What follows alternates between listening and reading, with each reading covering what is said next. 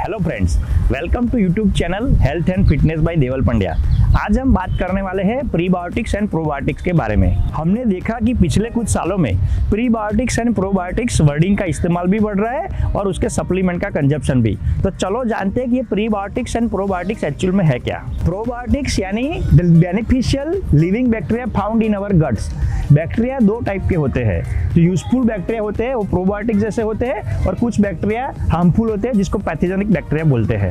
अभी जानते हैं कि प्रीबायोटिक्स किसको बोलते हैं। तो जो प्रोबायोटिक्स बैक्टीरिया है उनको एनर्जी के लिए, ग्रोथ के लिए, सपोर्ट के लिए जो फूड सप्लीमेंट चाहिए, जो इंटेक चाहिए, वो जहाँ से लेते हैं, जो डाइट लेते हैं उसके अंदर से जहाँ से लेते हैं, वो डाइट को प्रीबायोटिक्स बोलते हैं। अभी जानते हैं कि नेचुरली कौन से डाइट में से प्रीबायोटिक ज़्यादा मिलते हैं। तो उसके अंदर आता है ओट्स है, एप्पल है, बनाना है, गार्लिक्स एंड ओनियन है, उसके अलावा शतावरी है, ग्रीन लीफी वेजिटेबल्स है। अभी जानते हैं प्रोबायोटिक्स कौन से नेचुरल डाइट में से मिलता है। तो योगर्ट और कर्ड यानी दही में से लैक्टोबैसिलस की स्पीसीज मिलती है।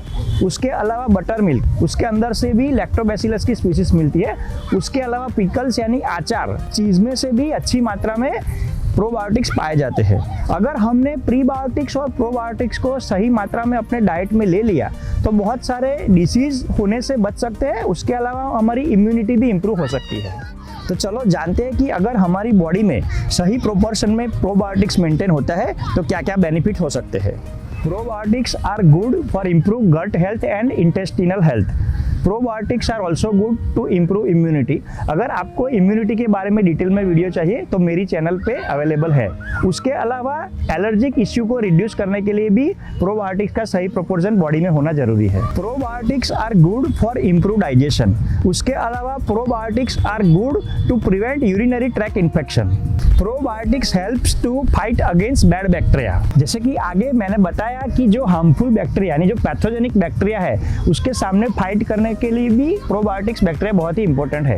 अगर ये प्रीबायोटिक्स और प्रोबायोटिक्स के इतने सारे हेल्थ बेनिफिट्स है तो हमें ध्यान रखना चाहिए कि हमें अपने डेली रूटीन में प्रीबायोटिक्स एंड प्रोबायोटिक्स वाला डाइट जरूर रहना चाहिए। मेक श्योर कि आपको रिक्वायर्ड मात्रा प्रीबायोटिक्स और प्रोबायोटिक की अपने रूटीन डाइट में से ही मिल जाए, ताकि अपने को बाहर से सप्लीमेंट लेने की जरूरत ना पड़े, क्योंकि अगर उसकी हैबिट पड़ गई तो लॉन्ग हेल्थ एंड फ्यूचर के लिए बेनिफिशियल नहीं है। मेक श्योर कि आपकी बॉडी में विटामिन B12 की सही मात्रा मेंटेन हो। अगर आपको विटामिन B12 के बारे में डिटेल में चाहिए तो मेरी चैनल पे वीडियो अवेलेबल है। Let me tell you one thing कि बॉडी में कोई भी डिसीज की शुरुआत स्टमक से ही होती है, इसीलिए intestinal health and gut health को सही रखना बहुत ही जरूरी है। एज पर आयुर्वेदा भी अगर स्टमक में वात, पित्त और कफ का बैलेंस नहीं मेंटेन रहता है तो भी ये बीमारियां हो सकती है।